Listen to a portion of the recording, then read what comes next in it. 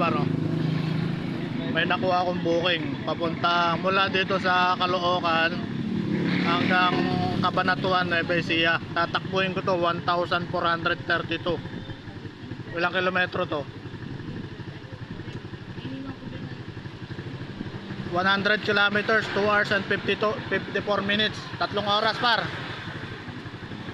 Pumasok tayo to kanina. Ang problema dito, hindi matawagan. Ayun lang. Joyride. Message ko muna. Pangkapasay din ah. Dati 3 oras din. Ano mo yung problema? Kaya ko to, maaga pa naman eh. Anong oras pa lang? Alauna. Kaya ko to.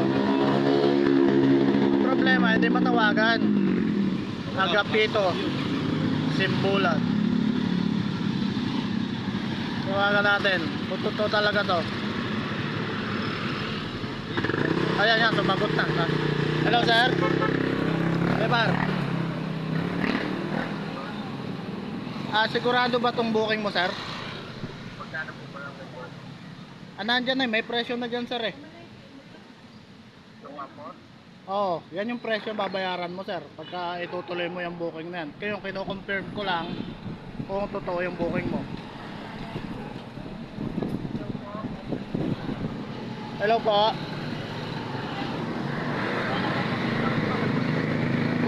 Teka, hindi ko marinig eh. Magkano po? Nandiyan po sa booking nga eh. Nandiyan sa booking nyo 1,400 something eh. Ano po ba? Itutuloy nyo po ba ito?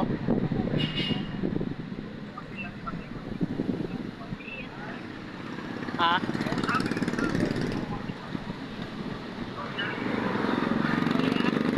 Puntahan ko kayo dyan. Medyo hindi ko kayo maintindihan eh.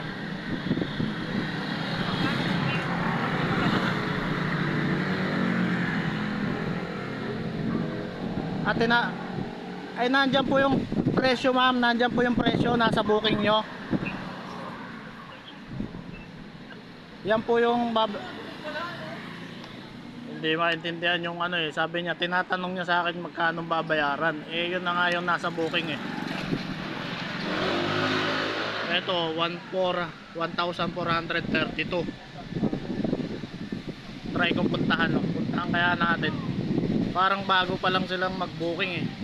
Ang problema nito, parang uulan, malakas ang hangin.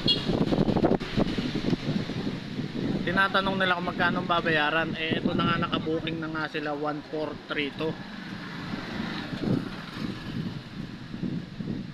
Puntahan ko na lang siguro to. Pero kung ito ay ano, hindi sure, ipapa-cancel na lang natin sa kanila. Mahirap to. Pero okay ito, alauna pa lang eh, kaya kong takbuhin to, Cabanatuan. Yan ang mga gusto kong booking.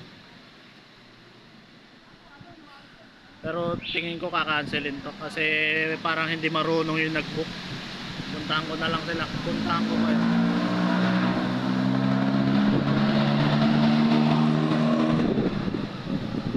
Kayo. So, update ko na lang kayo para matutuloy itong biyahe na to. Baka mamaya nasa Cabanatuan na ako. Helmet na tayo.